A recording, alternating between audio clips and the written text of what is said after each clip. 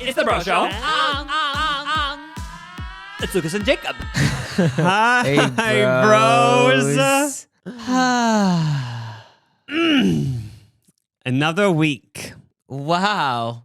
I was journaling the other day and I put it's crazy something like we have thousands of weeks. And I had to do the math. I was like, wait, do we actually have thousands of weeks? Left in life?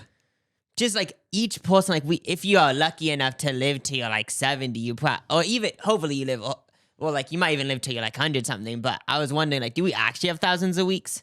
I mean, there's 52 weeks in a year. And then it's if you do 52 times 50, it's 20,000. No, not 20,000, 2,000 something. Oh my God. That's kind of scary though, because So Loki many doesn't weeks. seem like enough. When you actually say that, because you said you only had 2,000 days left, I'd be like, what? But then 2,000 weeks, it's oh my God, I need to start taking these weeks more seriously. I'm pretty sure this is when I only did it times 50. So let's say you live till 100, you have 70 more years. Oh yeah, okay. I So get you. maybe an extra 1,000 weeks. But yeah, if you do think about it in this weird way, you could say, let's say there's 3,000 weeks left. 3,000 weeks. It seems weird. What if at the end of each week there was a poster in your room and it was when you're looking forward to summer when you're little, you might X out the days. What if each week you X'd off? Oh my God. That just sounds too... I don't like that. Too existential or something. If you actually thought about no one really experiences 100 Christmases. That's just weird because that isn't that big of a number. I didn't. No, yeah. I thought that before with specific holidays. I feel like that's when you really could think about it in an easy way. Because Christmas, for example, it's if you 100 Christmases isn't even that much. That's only 3.5 months. Oh yeah, if it was all back to back. Yeah. Oh my God, that proves you need to start taking your Halloween costumes more seriously. Really thinking out your Thanksgiving dish you're cooking, because there ain't many more left. I'm just kidding. No, but that makes me think. This intro, this I know, podcast this is horrible. reminds me of Warren a nursing home looking back on life. This is so depressing. People listen to this to take their mind off shit. No, and here we are saying you're about to die. When I was journaling I apologize. I was journaling about it in a bright light. I was oh I yeah. just randomly thought that's crazy that we have thousands of weeks. Yeah, I'll take responsibility. I'm the one who brought it to the vibe of Because then you we're said- about to die. That's not that many when you think about it. But that makes me think of recently we went to Mall of America for a video. It wasn't just for fun. It was for work. We were examining Mall of America. You'd be too embarrassed if it was just for fun. Oh yeah, I can't go there for fun. It's too embarrassing. That'd be so cringy. But one of the places we went was this psychedelic experience called Wink World. And they showed this thing spinning around in an endless circle. And it said, humans can't wrap their mind around the idea of infinity. It's very overwhelming thinking of infinity. But then it showed this thing spinning in a circle, chasing itself. And it said, this is what infinity is, going around in a circle forever and ever. And it said, that's what we're experiencing. And I was like, what? That is, I just hope I know maybe that is true. I guess infinity is a thing. And some part of our body will always be around for infinity. It'll turn into a tree or whatever. Doesn't that happen? Oh yeah, but when I'm thinking of infinity, I'm not thinking about my body. I'm picturing what's your happening essence. to let's say there is such thing as your soul, or let's say your brain isn't tangible. There's actually you could turn your brain into part of your soul or something. What happened if that's if that lasts for eternity, then Oh, that is scary. I don't know how to explain it, but talking about this in the beginning of the podcast reminds me so much of I'm at a church camp and I'm talking to the pastor or something about, I just don't get it.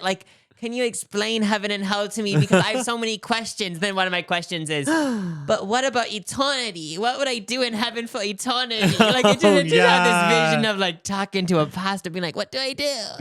This podcast turned into Jesus camp real quick. No, but that Wink World at Mall of America, it just after being in it for probably only 20 minutes, it just made me think maybe reincarnation is real. Oh, yeah. Even though it wasn't even that deep, it was kind of deep. It was a psychedelic experience, they described it as. But it also hit even harder because before that, we went in a mirror maze, which we thought would just be LOL fun. We're going in a mirror maze. It's just a bunch of mirrors and you get lost. It's like a corn maze, but mirrors. Fun. But we both like had like mini panics inside of it and actually thought we were stuck and like it wasn't fun. We were sweating. My hands were shaking. And then we went right into Wink World and they're talking about infinity. Like Mall of America was hell. What? Video coming soon. I think Mall of America is turning into more of a psychedelic experience, which if you think about them trying to be trendy, if they are trying to do that, doesn't it kind of seem like that's kind of a trend? And not even doing psychedelics, just having psychedelic themes and stuff. Oh, that's true. So maybe that's what they're trying to do. They heard Dua Lipa's doing psychedelic music, so they were like, we're turning the mall into a psychedelic mall. They definitely copied Dua Lipa with that. I know for a fact.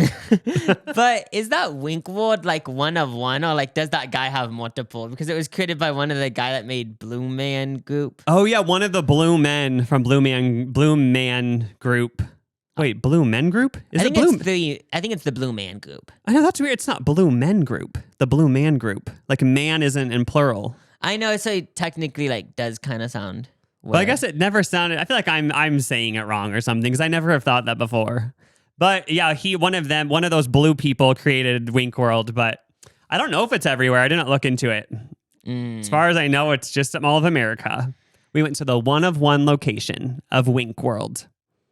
That's so cool. I know. I wonder if they put that paint on, or is that just a mask that they wear at the Blue Man Group? Because that like sounds like it would ruin your skin after doing that like 3 nights in a row. I know. We saw it in Vegas last year, and it looks so pigmented. I feel like it can't be makeup. For video, not just recreationally. Oh yeah, we actually did. We did go to Blue Man Group for a video. We don't do anything just for fun. Honestly, I would have gone just for fun. Everything is for a video. I know, it's scary. It's so hard being a YouTuber. We need to talk about that. What were you saying though about the Blue Man Group? Oh, just saying like their makeup looked so pigmented. I feel like that it maybe was a mask, but that made me think of like, are they all having issues from it? Because you know how you always hear the Tin Man from their original Wizard of Oz, like, didn't he go blind? Because like they sprayed all of this metallic stuff in his eyes. Like something bad happened. That's all Maybe I know. They found a way to do it where like it's not gonna make you go blind. Thank God there's some regulations on this shit now. Like, can you imagine back in when did they make the Wizard of Oz? Like the 50s? The 40s?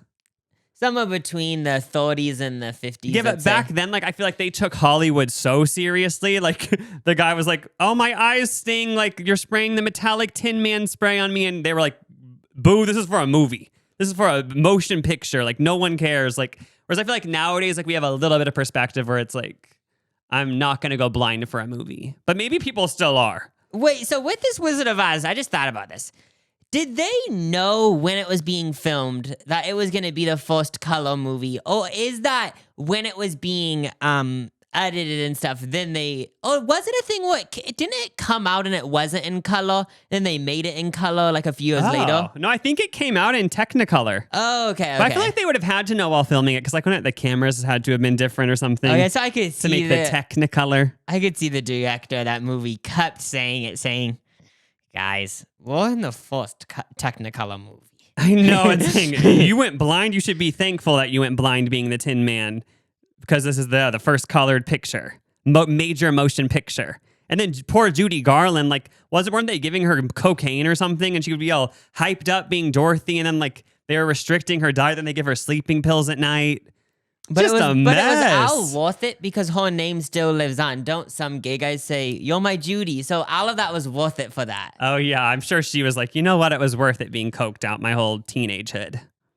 Because now I'm an icon. No, she probably was like, F that. That's what's so weird about learning about Judy Garland. Remember we watched a documentary. You were with me when I watched her, right? The documentary about her. Is that just me? I don't really remember watching. I remember I was surprised because we all view Judy Garland as an icon, obviously, because she was in Wizard of the Oz. Wait, why does that sound weird? I feel like everything I'm saying sounds weird. Wizard of the Oz. I thought it was Wizard of Oz. Wizard of Oz. Oh, I was gonna say, why am I saying everything weird? Like I tried to make Blue Man Group. Something's going on with me today. Anyway, I might be about to have a stroke. but we all view her as an icon because obviously she is. But then watching the documentary about her, you realize that literally most of her life, like she was kind of this has-been who like people like kind of thought was gross. Like it showed that she went on the Tonight Show to try to make a comeback when she was 40 and everyone was like, you're like a drug addict, girl. Like what is going on? Like you're so sloppy. And then she died in like this shack or something. But then it's just weird how that like we all view her like she was an icon, but then it's just sad thinking how most of her life it was pretty horrible according to this documentary because of all like the drugs they made her do for the Wizard of Oz, all for us to enjoy. And then the Tin Man went blind. Like, I just hope to God like that isn't still happening. Like in these new Marvel movies, are they actually like, is the Spider-Man suit so tight that like Tom Holland is struggling? I guess maybe like, well, here in like 20 years, like one of them will say like, they gave me so many steroids I couldn't move for a week. You know, maybe something like that. I don't know. Is going to be like the big thing to come out in 10 years. All those Marvel guys saying, yeah, we literally all did steroids. And like, it was horrible. What I don't get about stuff like that, and stuff like this happens now even, people get so, say like, wait, what? Like, let's say that did happen. Like, so this is me responding to the fake outrage. So people are like, wait, they outed steroids? What I don't understand about situations like that, theoretically, if it happened, is that... Alleged? Is that I thought we all kind of knew, like, oh, obviously people can get muscular, get so fit, look so good without steroids, but like, if you want to take a faster route, and the movie's filming in like 2 months, maybe just like hit it a few times. I don't know how it works. Oh, you get injected with that shit. Yeah, so stuff like that is kind of funny, because it's like, I'm assuming, like, if you really think about it, maybe it was happening. Oh, yeah. Because I'm pretty sure. I don't know if somebody just made this up. You know how like you just never know it's true nowadays. But I remember hearing that Robert Pattinson, he was Batman. And he literally said like, oh, yeah, by the way, like I'm not that muscular in it because I didn't want to do steroids. Oh, he said that. That's the thing. That might be true. It might not be. I just remember hearing something about somebody saying he said that. Okay, wait. I watched the Batman that came out 2 years ago. Some of these I don't understand, though, when they say like, I had to get so fit, because when I watch it, I'm thinking like, wait, you're in a costume most of the movie. So I sometimes think like, I don't really, and then I also have thought this. So obviously I believe they're like saying things because it's their voice and stuff, but I also have thought before, like technically they don't even need to be there. They could just go to a studio and do voiceover and do the voice acting. Like because yes, you could say it's his body, it looks like him. There's so many people that have like the same body, so it could be a thing like, well, we don't know it, but they aren't even the ones acting. Oh, yeah, I actually haven't seen Batman, but it's kind of like Deadpool where the whole face is covered. Because in Deadpool, that actually could be a thing. Like Ryan Reynolds wouldn't even have to show up to set. They just find a guy with his same body, and then he could just do voiceovers. I mean, it obviously was him in the movie, but he wouldn't have to be in it. The extras, I didn't know this is how it worked, but they showed him like acting in the movie, Ryan Reynolds, and there was just a bunch of dots over him. I guess I thought he would actually be wearing like kind of a costume, but in the clip they showed in like the bloopers or whatever, he wasn't even wearing a short, and they tried to CGI it on, I guess. He just is in boxers? Maybe he was wearing shorts, but yeah, I guess the whole movie you just like your normal self, and everything's just added. That's what I mean. Like he doesn't even have to go through the effort of putting on that tight suit every day. Whereas back in the day they were spraying tinfoil spray into the Tin Man's eyes, you know? Like, things are changing. Oh, yeah, even, like, these music videos. Like, we see these music videos where they show this, like, what's them, like, in this mansion that doesn't even look real. It looks so plastic. Like, back in the day, if someone wanted to do that, they actually have to find a plastic mansion, but now it's just do it on a green screen. Know. Like, you know how the WAP music video, it's in that hallway. That's what I was thinking of, yeah. The WAP music video's in that hallway, and it's this whole thing. They kind of made the hallway slanted. Back in the day, they would have gone to someone's house and said, can we rent your house for a music video for Cardi B? And they would say, oh my God, Cardi B, we love her. They would sign a contract without reading it. They would get back to their house 2 days later after the music video shoot. The whole house would be ruined. The hallways are slanted. Like they knocked down all the walls. It's just for the WAP music video. But thank God for CGI. They don't have to do that anymore. I remember also when that music video came out, people were like, so you guys were abusing animals. But then they said they were out CGI'd in too. So that's another thing, is that like all of this technology prevents like more animal abuse. No, it prevents more animal abuse. That would make sense. Prevents, yeah. But then from watching that chimp documentary we talked about last week, a lot of those chimps got famous from being in movies. And the whole point of the documentary was kind of saying chimps shouldn't be in movies. But now I'm kind of thinking, like, what if the chimps want to be stars and now they can't and they're being replaced by AI? You know, like the actors went on strike a couple years ago saying, we're going to be replaced by AI. Let's go on strike. What about the chimps? Because most everyone in the documentary said it is inhumane. But remember that one chimp trainer? She said, you guys, the chimps love being in movies. She said they love working. They love training. But like she might just be lying because she wants her job of training chimps to still be valid. I wonder, I wonder how much the chimp got paid if he was one of the main actors in that one movie versus an actual actor. Like, would he got paid like 1/4 of the amount? Well, they just pay the trainer. But yeah, like you mean like I'm just talking. Imagine he actually has a bank account. I'm just talking about all the money that like he made from his work. Oh yeah, whoever it goes to, probably the trainer. Like, I wonder how much it was compared to an actual actor.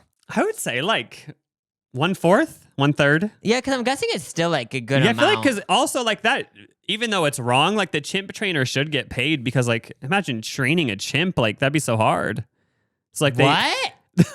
Yeah. The funniest part about that documentary, or not the funniest part, but one of the most weird parts was one of the guys was in a movie with a chimp and he was like, I guess he taught the people who owned the chimp said, yeah, this is the chimp's last movie and then he's going to retire to Palm Springs. And the actor was like, oh, that's interesting. And then he said he always pictured the chimp just being in Palm Springs next to a pool, lounging. And then he was like, yeah, that's where the Hollywood chimps go to retire. But then they found out it actually was all a lie and they were locked in cages. It's actually, yeah. Why did who made up the Palm Springs thing? I thought it would be more of like people said that on set, kind of just to be cute. But it's like, oh, like he's an animal. Like we're going to lock him in a cage because he's dangerous. And he can't go on back in the wild because like he'll beat everyone up or something. I don't know. We actually, he doesn't know how to live in the wild, I mean. We actually went to our grandma's house last night. And we told her, we're just filling her in about all the documentaries, you know, saying, yeah, there's a documentary about a chimp girl, just letting her, you know, stay up to date with everything. But she let us know that when she was growing up, one of her friends had a little monkey thing. Oh my gosh, yeah. Yeah, she said one of her friends, she said she doesn't know where they bought it, but like it was this little monkey thing. I don't think it was a chimp because she acted like it was like a little thing. Like a little baby, spider monkey. It was like from what she was describing, it was the type of thing where it never really grows. Yeah, and said it would run all around the house. It's basically like a Pomeranian monkey is what it reminded me of. From what she described, yeah, it sounded like if a Pomeranian could climb on the walls. She said you would just be running everywhere, dangling off things. Like that would be, you wouldn't be able to have anything nice in your house. Everything would be destroyed. A little monkey man running around, swinging around. Like just swinging. And then she actually said it ended pretty badly. It gave the whole family a disease. A ringworm. So it's not that bad, but... Oh, yeah, it was just ringworm, but still, that's a disease, infection, so whatever. So they would like pooped everywhere? I'm assuming it would like be hanging around and like pooping everywhere. I don't know. She said, oh, that's the thing. Yeah, it just pisses. Would it just piss everywhere and everything? Yeah, just be nasty. I know that is crazy to think about because I feel like we're probably living in like more of a day and age where like way less people have these exotic weird animals, but it's kind of funny, like let's just say like the 70s, like it was probably 110 times more of a thing than it is now. Oh, people having those types of animals? Yeah, there's people having like that and then like just other weird shit like that. Oh yeah, I feel like it definitely has gone down recently, but then again, like what if it's going up because of the internet? People are like, I saw it in a video, so... Yeah, you can like connect with these like little monkey dealers online and get them delivered. Oh, like, yeah, maybe it is a thing where people deliver them in the mail even. I don't know. Remember she said in the documentary, like a lot of people from like the NBA buy them and the NFL. So like all these people like with a bunch of money are buying these weird animals. It's like, do you need an alligator in your basement?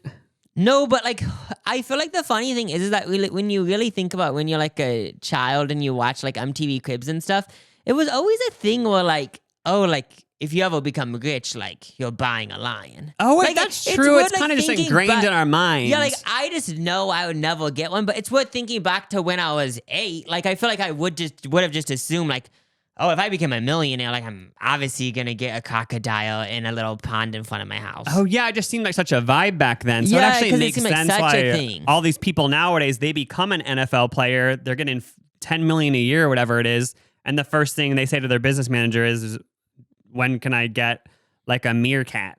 Yeah, it's simply because like whatever MTV show that was. There was another show that I watched a Lindsay Lohan episode of. I don't know if it was MTV, and it was called like My Rich Life, and it just showed her on this street in Los Angeles, like going to this boutique store, being like, I'm gonna spend this amount of thousands a hair. Like just little shows like that make people want to buy these animals.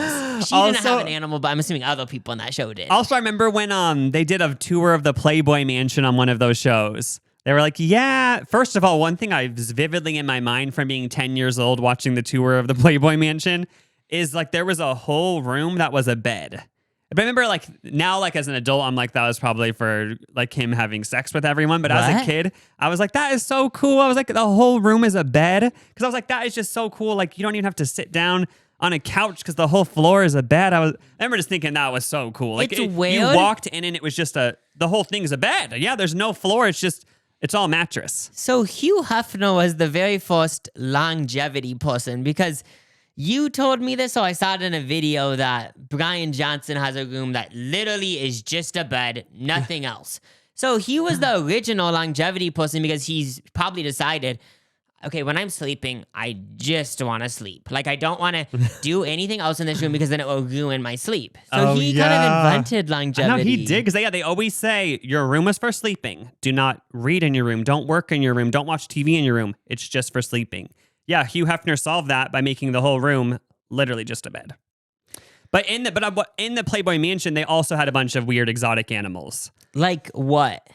I swear they had like a little monkey. There was a monkey in a cage, and they were like, oh my God, like poking their fingers in the cage, like, oh, it's so cute. This is throwing me back to like, I obviously don't think like it's actually good that we're like progressing into a society where like animal abuse happens less, but I would pay, I wouldn't even pay anything because I don't care that much, but if someone gave me a genie and they said, you get a few wishes, one of my wishes probably would be, go to that one hotel that used to have a lion in Las Vegas. The MGM. I just can't believe you'd walk into a hotel and there'd be a lion. Like, it's so dumb excessive. Like, it's so dumb. That's why I want to see Because it. there actually was just a lion in the lobby. Just there. Because you know the MGM, whenever you see MGM movies, there's the big lion going, "Arr!" Yeah. That was just in the hotel lobby. Now the only thing is like the Flamingo Hotel has flamingos, and like even that to me is sad. I know, it's like, girl, let them go. Because all it smells like is cigarettes. Like they're breathing in the most pollution air. No, like, ever. do flamingos need to be in a casino? They're actually outside the casino, but do they need to be in the vicinity of a casino? Like, just let them go. Let them go. Speaking of genies in a bottle, like, with stuff like that, I'm like, is there anywhere where that's actually happened? A genie in a bottle. I know I sound like a dumbass, Yeah. but I'm just thinking of leprechauns. I remember one time Lana Del Rey bravely said, I believe in leprechauns. Because she was saying, like, there obviously is something to it. Like, why is this such a folklore myth? There might be, because you never know, like, there's different dimensions and shit. Like, maybe leprechauns appear and they have coins. Like, that's what I'm saying. Like, what if, like, in the Egyptian days, a genie actually came out of the bottle? Like, we don't know. Like, No, wouldn't you like- not be that surprised if you woke up tomorrow and on Twitter it said, Harvard scientists are kind of like thinking genies in a bottle are real? I feel like with things with genie in a bottle, though, is that like I feel like there's this whole other level of like mystical stuff where there would never be a day where it's proven, like because it's too mystical, you know. But the thing about it is like, for some reason with genie in a bottle, and you were saying like, I wonder if they're real. Like, it's weird because it got to a point in my mind, which this never happens, where I was like, that's a little bit too far. Like, it probably isn't real. But then I was thinking like, the world has been around for like millions of years. Like even before humans, like these dinosaurs, like maybe they had little genies pop up. No, but I remember even being a kid, like watching Aladdin, thinking of a genie in a bottle always kind of scared me because I was thinking, wait, they're stuck in that bottle? Like, I remember I always was worried about the genie. I was like, what's their purpose in life? Like, they're stuck in a bottle and all they do is come out and grant wishes. Like, what about their journey? What about their wishes? Like, They're just stuck in the bottle. I have something really insightful to say. It's kind of giving unethical label. I know, but if you actually think about it, it does seem like because they're not even getting paid. Yeah, now I'm thinking about a genie. This is what I'm pitching. This billionaire annoying guy put a little tiny person in a bottle and said, "You're my new genie." Like that's so and like unethical. somehow manipulated them that they want to be a genie in a bottle. Like, you know, in the movies, they're all excited, like, "What's your wish?" Like, but it's just sad because it's like this is the one time you're out of the bottle, and you're just granting wishes. Like, you know what I mean? It's like I just am worried about them. I'm worried about genies in a bottle. That's all I gotta say. I guess we hope they're not real because it sounds not the best. Yeah, it sounds very bad. But speaking of random things, that's the most stupid transition because that could actually be a transition from anything to like that could be a transition from any topic to another topic. That could be like a transition to like talking about like ancient Egypt and then going to like, okay, this is what happened with Bonnie Sanders. But I saw this morning. And I want to hear like your speculations about it. Oprah. Did you see this? Did you see anything about Oprah? I saw one thing about Oprah. Are you thinking about Kamala Harris? Oh yeah, I saw that. She said like, "Oh yeah, I have a gun, and like if someone breaks into my house, like I'm gonna shoot them." And then she said like, it was like she's so funny. And then she said like, "Oh, I didn't mean it." Like she said something like, "Oh, I didn't mean it like that," but. Oh, yeah, she was like, by the way, if you said, even if a Girl Scout person comes to my house, I'm shooting you. I think she was saying not like if you tried to break in. Yeah, she was saying if you break in, obviously you're getting shot. You know what I mean? That's the point of having a gun. She was like, and I'm waiting for someone to do it because I want to do it. But the funny thing is that I was kind of thinking like, there obviously is like, there's that like alley Secret Service people around her like 24/7, right? Oh, for sure. Oh yeah, so that would like technically never happen. I know that would be the one good thing about running for president. You'd be able to sleep soundly, knowing there's all these men in each corner of your room. Like I would sleep like a baby. But then like I don't think I would because I would like start thinking like, are they trying to kill me now? Or what? Like I feel like I would. To be honest, I'd rather like not have them with me than have them with me. Oh yeah, it does sound awkward. Just like you wake up at 3 a.m. to go pee, and then like the Secret Service man's in your bathroom. It's like, girl, like I understand you have to be here for safety. I never understand stuff like that. Like let's say like during this podcast, like one of us was so like notable that like we had to have security or something. I don't understand stuff like that because. What if because you know how sometimes you can just feel people's vibes? What if you could feel them thinking like, you're just annoying? I know. Because then it just ruin everything you do because it's like, I don't, like, it just would ruin everything because you couldn't even be yourself. I know. And then like they're in the shower with you. Yeah, I just wouldn't like it. Can you imagine if it went that far? Like they literally have to be in the shower to like make sure you're fine. I was going to say, for some reason when you were talking about that, I was going to say, that's one thing I've never experienced, being with someone with a bodyguard, but it's like, no shit. Like, who's experienced that? But like, isn't that weird? Like, I wonder if I ever will experience being around someone who has a bodyguard. Like, that'd be so interesting. Oh, wait, you could do a little story time right now, because I actually don't know. When you met Hillary Clinton at that thing, like how when you had a photo with her, was it like, did you have to like well, talk that was kind of different because that was just she invited all these YouTubers in 2016 to a little event. And like, yeah, there were bodyguards in front of the stage, but that's like going to a concert. You know, you go to Coachella, there's bodyguards. It's more the vibe of like if you buy meet and greet tickets for Dua Lipa, like whereas if you met Dua Lipa in a restaurant, it might be different. Yeah. Oh, okay. Where I'm saying like, that'd be interesting hanging out with someone at Applebee's and they have a bodyguard. I just want to know what the whole vibe is. But anyways, that's not even why I brought... I would actually so bad they want to know the vibe too. That's not even why I brought up Oprah. So, apparently... she had an Apple Plus documentary she was doing, and it was going to be about her whole life. She bought it back from Apple because she doesn't want it to be released.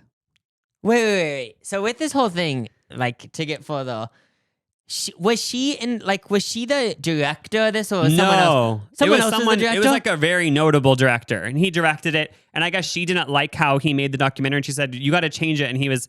a lot of times in these documentaries, if the director is very notable, like they have final say. And he was like, no, I want to present the truth. So like, and I don't know what it probably was something so stupid about like her doing Ozempic or something. You know what I mean? Yeah. Like when I picture people like Oprah, I picture them being so particular. I could even see it being a thing where one day one of the topics for the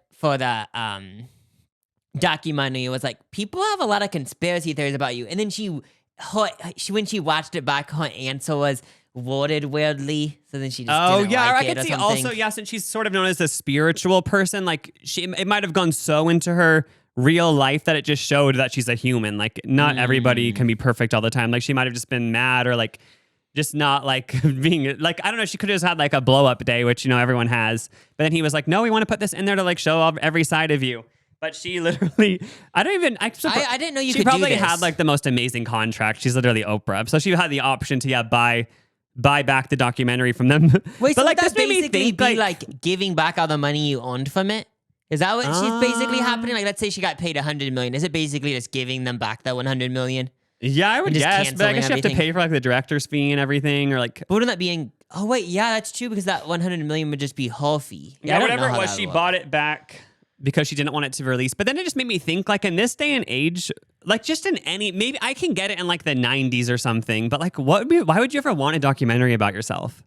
You know what I mean? Like, what's the benefit? Oh yeah, I guess like it might make your like fans get to know you more. So, like, that's like right. With Oprah, it'd be like, let's say I could see original, and she was like, I want people to like actually see me, so they feel like they like are more connected to me. But then it just turned out bad. Oh yeah, because that's more of like the Scooter Braun type documentary. You know, he did documentaries about like Justin and Demi Lovato. Those documentaries are so like heavily like the artist and management team has so much control over them. They're basically just like propaganda about the artist, you know what I mean? Yeah. But I could see her doing one of those, but the fact that she actually gave this director like the opportunity to like make it however he wanted, I just don't really get the point. If you're Oprah, it's like, doesn't everyone already know her story anyway? Oh, well, like, yeah. I guess I'm just saying, like, what's the point? Because these documentaries, you always know they want to show the drama and stuff. So like, what would be the point? Yeah, I guess like the thing about it is that just like you said, like everyone's like you said like everyone has bad days. Like everyone is like a flawed individual in some right or like some circumstance. So then it's it's kind of weird that like someone like Oprah would sign up to do that because then it's like because that actually makes you like so vulnerable and stuff. Yeah, because it made me think of like the Kevin Hart documentary a few years ago. It actually showed him being a dick and stuff to his friends and stuff. But it was, I kind of liked that because it just like showed, you know what I mean? Like he is probably a dick sometimes, and like everyone's a dick sometimes, but like it just showed that I actually liked how he showed that. But I could see where she didn't want to show stuff like that. Another one that like kind of felt more real. Because it was also an Apple TV one. Maybe it was like the same vibe, but like, let's show your actual life. Like the Billie Eilish documentary, I remember it showed her like fighting with her parents and stuff, and her parents being mad at her. So I feel like that was another version of like, she probably didn't have full control over it.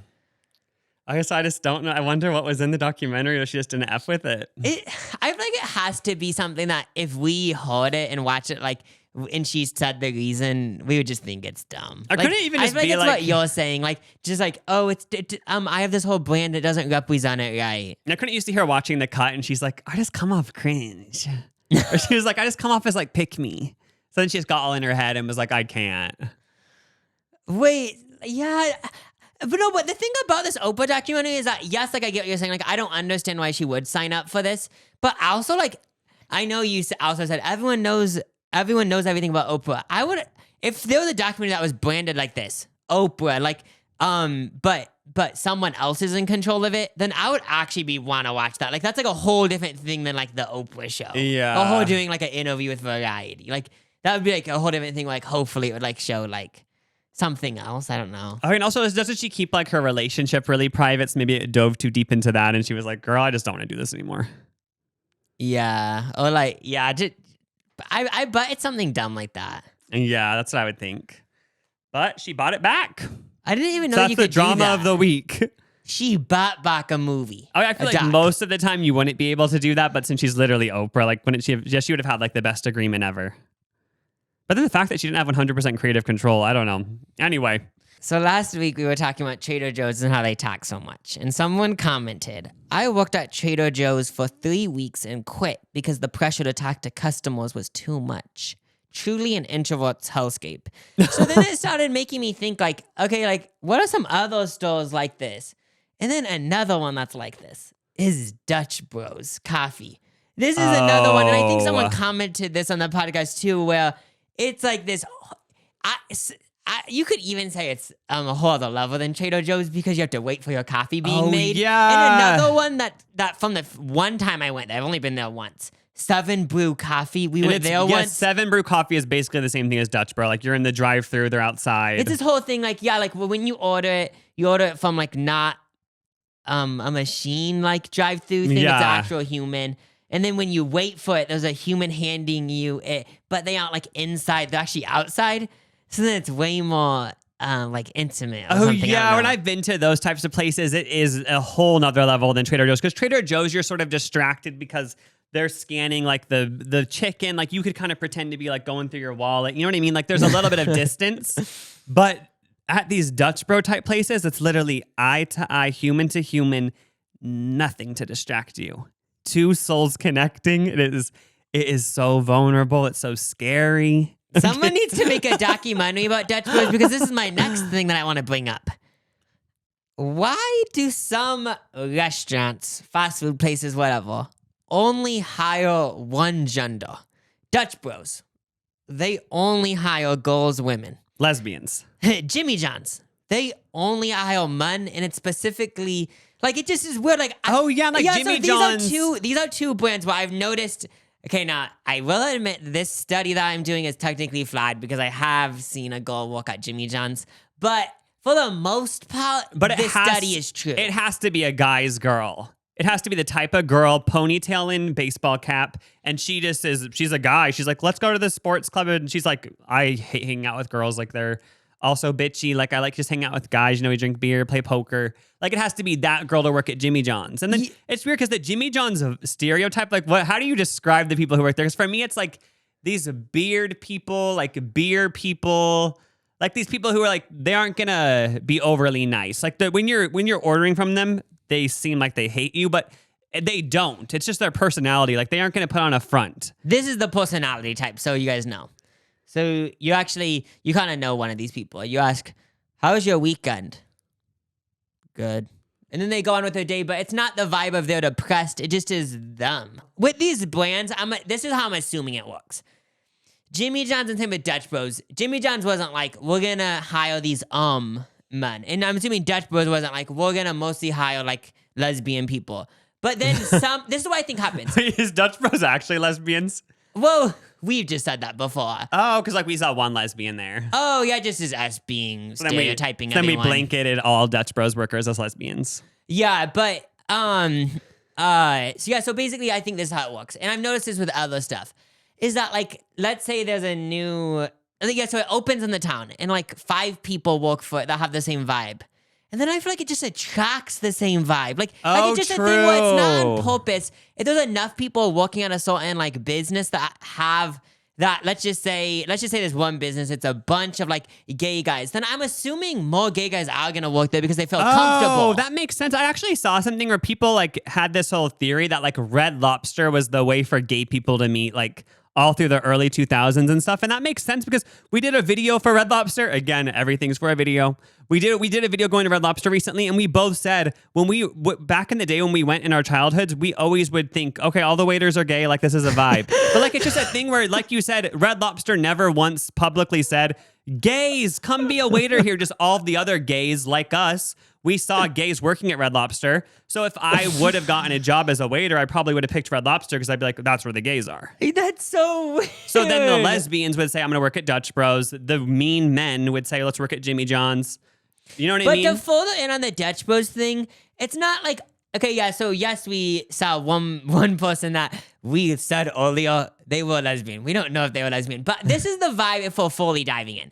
It's these, same with Dutch Bros, it's these people that have this chill vibe. Like, you would say, oh, can I get a grande cold brew? You know what? Some of these places, they're like, okay, what else do you want? These people that work at Dutch Bros, they're like, okay, anything else? Do you want to add anything to that coffee? Yeah. It's not like a rush, which I love that vibe. Like, so that's the thing with Jimmy John's was Dutch Bros. Like, Dutch Bros, it's like, oh, like, they're these just people are chill. chill, but then with Jimmy John's, like, sometimes, like, you were saying, like, I don't know, like, are you mad? Or, like, are you just honest? Like, you're just this other type of chill I'm not used to. Yeah, they only say facts. There's no fluff in their speech. Just yes, no, okay. And then, like, it's kind of in a way where they seem like they're mad. But what was I going to say? Oh, What was I going to say? Oh, that makes me think of Starbucks. I don't know if currently, but like a year ago and the past behind a year, it was always like a no gender, like LGBT place. Yeah. And like that's another thing. Like people like just know to work there, like because they want to be around other people like that, you know? I know. Yeah. Okay, but to go into Dutch Bros, that's like another thing that I want to talk about. It's these coffee shops. These coffee shops have the most like LGBT type people. Yeah. The it's just LGBT. weird. We're running I'm with joking. the LGBT. Because I think, but it's like, so coffee has been a thing forever. But like in this new world, like it makes me wonder, like coffee shops, they always have these like gay, no gender people working, trans people. And then it makes me wonder, like, wait, so like these are the only people that drink coffee? Like, did these people like make, like, why? You know? I like, guess because just coffee is just very homosexual, lesbian, transgender. Like, it just is, you know? coffee is out of that. Oh, speaking of coffee, Anna Delvey danced to espresso in the first episode of Dancing with the Stars. Oh, no. Wait, Anna Delvey, the scammer. did you watch her on a Z-Way?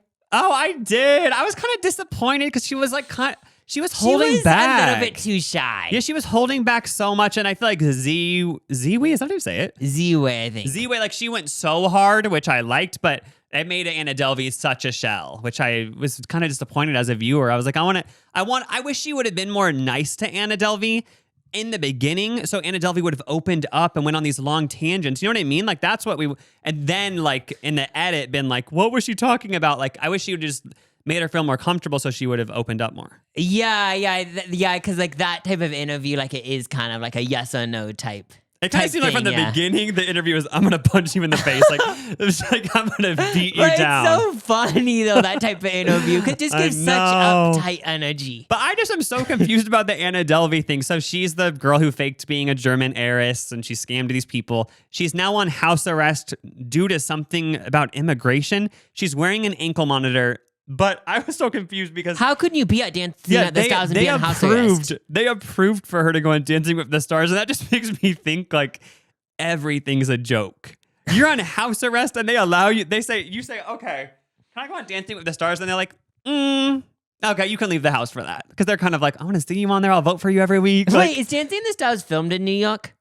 I'm pretty sure it's in LA. Okay, wait. So her house arrest now, if you like talk to the judge or whatever, it would be in this hotel room or apartment in LA and at the studio. Like she could only go back and forth. Yeah, I guess that it how would that be. would work, I'm She wouldn't assuming? be able to stop anywhere on the way between, I don't think. But I'm just so confused. Like, what would maybe like her lawyers argued that Dancing with the Stars would make her money, but then again, the reason why she's even under house arrest, I'm pretty sure, has something to do with immigration. So she shouldn't even technically be able to work. Wait, I'm I guess just the so real confused. question is like someone like Anna Delvey that wasn't like a celebrity, like could you, if you got a job and it wasn't an at-home job, could you still go to that job? If you were on house arrest? Yeah. I think so. Oh, so I guess like it would just be a job. But I'm just But then confused it because is she's funny. I thought, maybe I'm wrong, but I thought she was under house arrest for immigration, which technically shouldn't she not even be able to legally work then if she doesn't have like an immigration status? I just don't get it. I know there is so many questions. You guys, they were right in the debate. These illegal people are working and they're taking our jobs. I'm kidding. She took someone's job. An American could have been in that job. A legal citizen. I know. Okay, let's get into it. The illegal people. I'm just kidding. Wait, so with Anna Delvey though, back to the Z-Way interview. So like, okay, so to be honest, like I just like know what you told me, and I kind of watched I watched a documentary about her on Hulu, but for the most part, like I just think she's like so funny and stuff. But okay, so from what you know and stuff, she actually did illegal stuff, right? Because it was funny in the Z-Way interview how she said like, I didn't scam anyone. Like she said stuff like that. She scammed banks. Like she would convince these banks she was a German heiress, and this also further proves everything's a joke in life, guys. I know. Anna Delvey people prove that everything's a joke. This was only 10 years ago or something. I know. I'm joking. She scammed the banks, and then she would have one bank pay the other bank, and they all believed she was a German heiress. She even almost made this giant art gallery or something, this art space / restaurant / club. Like she was going to kind of make her own Soho house in New York, and she actually got these big time investors interested because like she just convinced them all she was this heiress who had all these connections. Wait, but fully honest though, like she also had a plan for this too, right? Because Oh, was it yeah. actually a thing where like she actually had a plan, like for if they did give her the money, like maybe it would have been what would have happened. Oh, yeah, for sure. She was just kind of faking it till she made it. And then I actually read, because when the show about Anna Delvey came out, I was so interested in it. I actually read a memoir by her friend who got scammed by her. Like one of her really close friends wrote a whole book about her. But that, like, I mean, no offense to that girl, but I just didn't really feel sorry for her the whole book. She kept saying, Anna Delvey scammed me. But like, so basically the gist of it, I'm summarizing her book so much. But she was friends with Anna Delvey and thought Anna Delvey was rich, you know? Yeah. And Anna Delvey would bring her all these fancy places, bring her on fancy trips. And then one of the trips, once Anna Delvey's scamming stopped working, she couldn't pay for the trip. So the friend had to pay for it. And it was like thousands of dollars and she was in debt.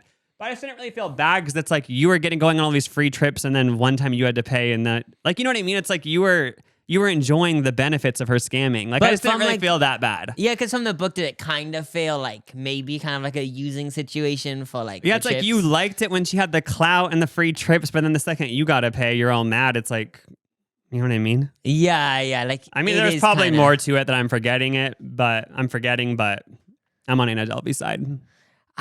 So I thought it was so funny though, and what is it? What is it called? Dancing with the Stars? Dancing with the Stars. Did you ever watch that, by the way? Like, was there ever a time when you watched it? No, Okay. I've actually tried watching it, but I've been to a live taping of it, though. Oh, for real? Yeah. By the way, like, I'm gonna stop saying that shows like that because usually I would say who watches those shows, but I remember I googled American Idol like last season or this season, and I'm pretty sure it still averages like 6 million viewers an episode. So it's like people are watching this I shit. don't get it, because even watching the Anna Delvey espresso dance, it's like the dancing is always like very basic. But Like, was it funny how they did that shot on an ankle monitor? oh, yeah, That was fun. That was it purposeful. bedazzled? Okay, to me it looked like she put glitter on it. No, that proves that it's fake even more. Like, they're letting her bedazzle the ankle But monitor. then going into it, you said so. I didn't really know that because I watched the dance and I was like, wait, I thought it was actually dancing. Like this type of dancing just felt like average to me. I guess people find it glamorous or something watching it. I don't know. It's like I've never watched a full episode except for when I went to the live taping, and it's just as boring. Uh-huh. but like Anna Delvey's just so funny because I just can't believe she did all that and now she's on Dancing with the Stars. I know she's really living the American dream. But then like kind of now it's where like it's kind of turning into a situation where like she actually might become wealthy, you know? Oh yeah, because in the Z-Way interview, it's Z-Way, right? Yeah. She was talking about how she sells art pieces now for like $20,000. So she now isn't a scammer. I don't know if she ever was. She never scammed. No, I'm kidding. So, last week you talked about popping your pimples. You had a pimple on your lip. Yeah. So a bunch of people said like, oh yeah, like they talked about pimples in the comments. It was one big pimple discussion. Yeah, but they said like wash your hands and like wait till it's actually ready. But because I was talking about how estheticians always say not to pop your pimples. yeah, but then I thought of another question. So I Googled it and this is common. I didn't know if it was common. But having a pimple in the same area that comes back like 3 times a year. Oh, yes. Well, it goes away. Maybe not even by popping it. And then it comes back like 2 months later and it's the same shape, same everything. I know, it's like, and then if you pop it, it wants to keep going there. It makes you I think it has its know. own consciousness. But then, okay, but I recently did an annual skin check with my dermatologist just to see if I had any weird moles. And I mentioned that I had this weird zit thing on my shoulder. I've had it for literally 3 years. It's just this weird zit. It's like not a zit though, because it doesn't have a white head, but you can just tell it's like a underneath the skin pimple. And I've tried squeezing it so many times, nothing comes out. Sorry if this is disgusting. But I told them, I was like, can you just like pop it? I'm just so over it. And they said it would actually have to be, they said it's a cyst. They're pretty sure it's harmless.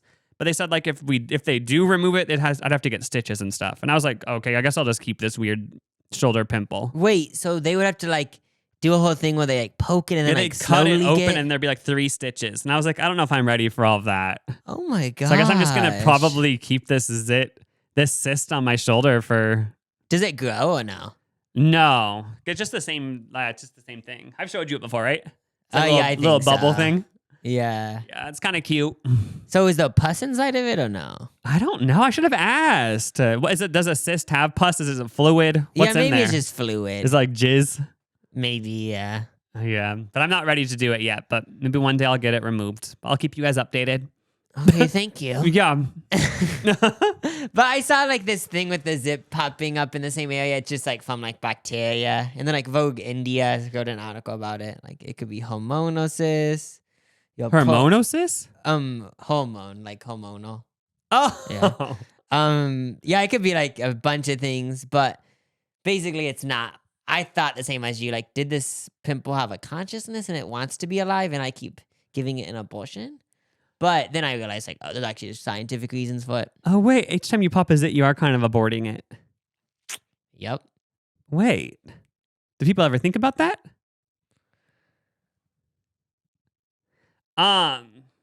Anyway. Selling Sunset. Let's talk about it. Okay. I watched the whole new season. You aren't really a Selling Sunset person, right? I watched one season. Like, I think I watched like the fourth season. Yeah. Oh yeah, I love this type of reality show because it is so different from Bravo reality shows. It's kind of just like dumb. It's literally by the same producer who did The Hills, Laguna Beach, The City with Whitney Port, and yeah, I just love it because it's always about like. I don't even know how to explain this type of reality show. It's just a whole different type of reality show. More like a soap opera. Yeah, that's what I was going to say from like me watching that one season. It's more of like an acting thing. Like, so with Real Housewives, I feel like for sure it's still played up for the camera. But these types of shows remind me more of this. You show up to set for the reality show and they would literally have a plan for what the drama's going to be. So they would literally say, okay, comment on this person's Instagram post this, and you guys are going to fight over it. Oh, That's yeah. what it gives. Like, it's actually basically scripted. But it's not scripted, but it's planned. But I feel like they kind of try to make it over the top dramatic now, like in a campy way, because so much about this new season, not so much, but they brought it up multiple times, was about a dog dying. So these people, like, they used to be dating. And they used to date, so they got a dog together, but they haven't been together for like 6 years. But the dog finally died, so obviously they're sad. And they showed the first scene of it, and I was like, oh, that's cute. But then they keep talking about it for multiple scenes. And there's a dog funeral. They have a full-on dog funeral. They're all dressed up to the nines. It's like so fancy. And then there's drama at the dog funeral. And then there's drama about there being drama at the dog funeral. Because like after the dog funeral and people got in a fight there, people get in drama about that because they're like, okay. Fighting at a dog funeral, they're like, that is disgusting. They're like, that funeral was to honor that dog and you brought drama. That's disgusting, fighting at a dog funeral.